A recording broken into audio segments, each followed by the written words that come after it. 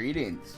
I've heard people are having a hard time with the Double Dragon 4 tower mode. Well, I'm here to try to give some tips and tricks, as well as various other info that I've learned when I beat it.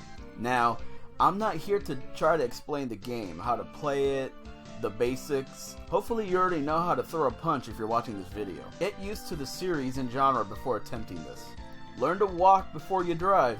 And I will give a disclaimer that this feat will take a few hours, maybe even days or weeks, because there's just no easy way to do this. There's no shortcuts nor cheats. You just gotta do it.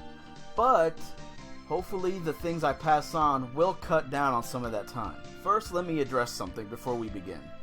If you're by yourself and you have two controllers, I'm aware that there's like a two-player exploit you can do involving the safety borders, which I will explain in just a second. To put it simply, you start a game with two players, and you move one of them and put them in the safe zone, and you do all the fighting with the other guy. Once the first character goes down, you can resume as the second guy, as if you had an extra life. I find that this method does not work. The safety trick stops working if there's more than 4 enemies on screen, and they scale up on the enemies as soon as you hit level 20, I believe. You simply don't have time to baby another player. You're welcome to try it, but don't expect to beat it this way. You can probably use this method to unlock some of the extra characters. Anyways, let's start with the basics. If you haven't already, go to the button configuration in the main menu and set up your special attacks to button presses. The special attacks require a really stupid input to pull off, like tap the button, hold it, then hold forward or some crap. But you need split-second reactions on some of these levels, so screw the bullcrap. We're taking shortcuts because the game isn't going to help us at all. I'll go ahead and say that I use the Mysterious Warrior. He has a spin attack and a projectile. You unlock him at level 40.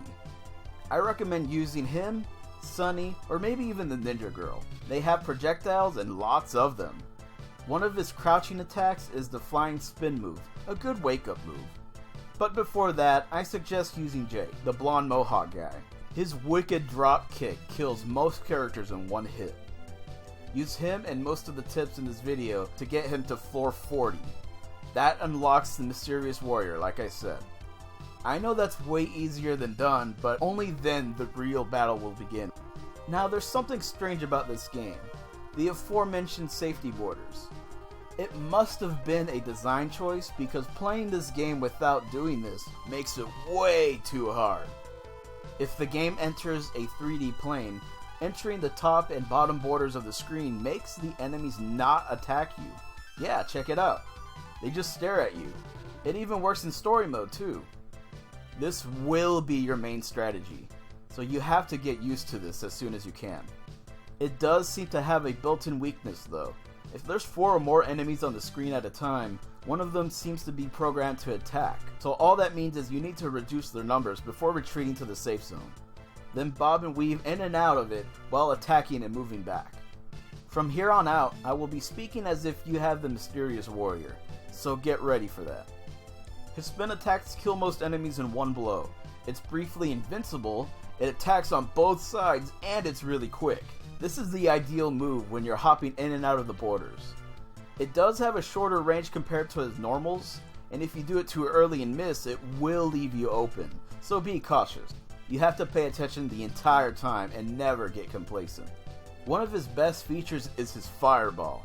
It goes across the screen, it has enough damage to count as 2 spin attacks, and you have 20! And not only that, every 5 floors, starting with floor 6, they give you 6 refills. What you should do is pretty much use 1 shot per floor. Use the shot to take down or severely injure the toughest enemy in the current room. If there's more than one, feel free to use more.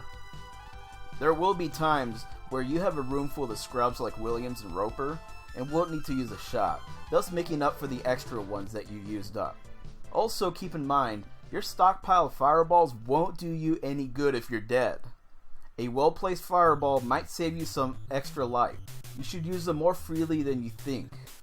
When you connect a shot, it's actually possible for you to take down multiple enemies at once. Not only does the fireball have a hitbox, but the impact sparks that it makes does as well. It stays present for a brief second and enemies can actually walk right into it. This does take a bit of practice with positioning yourself at the right plane and delaying shots long enough, as well as learning enemies' walking speeds. On top of this, your hand has a separate hitbox from the fireball. It's possible to hit someone with your hand, then the fireball still shoots out and hits again. It's riskier, but it is there.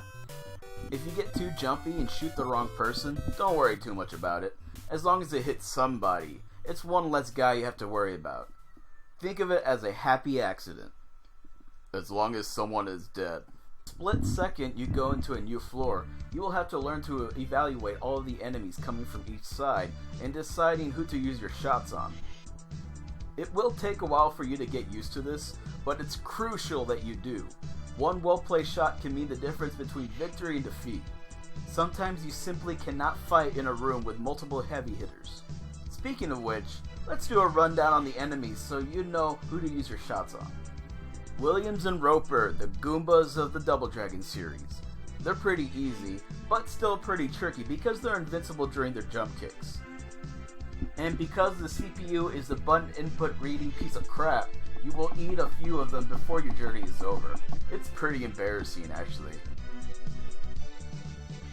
Both Lindas have higher walk speeds than most of the enemies. They're easily dispatched, but one thing to note is that Linda is somehow exempt from the border safe zone. She can still attack you while you're there, even if there's less than 4 enemies on screen. Also, because of her speed, she inadvertently takes shots for her comrades. No! It can be annoying, but otherwise she's not much of a threat. Mason, the bald guy, is pretty weak as well, but he's notable because he has a dodge. This can make the strategy of popping in and out of the border troublesome since he can retaliate. But he goes down in one hit as well. Cody, the guy with the mask, to put it simply, he's a little bitch. Seriously, he doesn't attack you. Look at him. Oh, what do I do? What do I do? What do I do? Yeah, that's right. Kill Jerry. Buckle. Well, bam. You want this guy to show up in enemy groups. You can take care of business with more important enemies on the screen while he just watches you murder his friends. Now we'll be entering the next tier of Mooks. They take at least 2 spin attacks or 1 fireball to take down. Chin and right arm. Really, that's his name. Where's left leg and crotch? They're pretty quick and have decent range. Do not underestimate these guys, but there's not much else to say about them. The yellow karate guys have a surprisingly long range on their attacks. They have a jump kick and they have an invincible elbow they might try to spring on you when you sway in and out of the borders. The balding one goes down in 1 attack and the other guys 2. Also, anybody else notice that they ripped off Ryo Sakazaki from King of Fighters? Maybe Kyokugen finally got some more suited. Now the red ninja chick can be a nuisance if you don't take her down immediately. She's really fast, she has a long range attacks, and a bomb attack that has a huge hitbox. The worst part of her is that, like Linda, she can hit you while you're still in the safety zone. The bright side is she immediately runs right at you at the start of the floor, so when you see a bunch of red pixels coming at you, move up and down towards it and fire away. Burn off is burn off. His attacks are really slow and anything you do is faster and has longer range. If you don't pay attention, he can come out of nowhere with a cheap shot, but usually you can take him down quickly. One thing I noticed is if he's the last guy on the screen, you have to wait for his stupid animation to end before the game takes you to the next floor.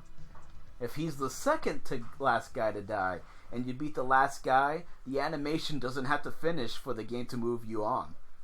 It's nothing too important, but just something I noticed. It was kind of funny.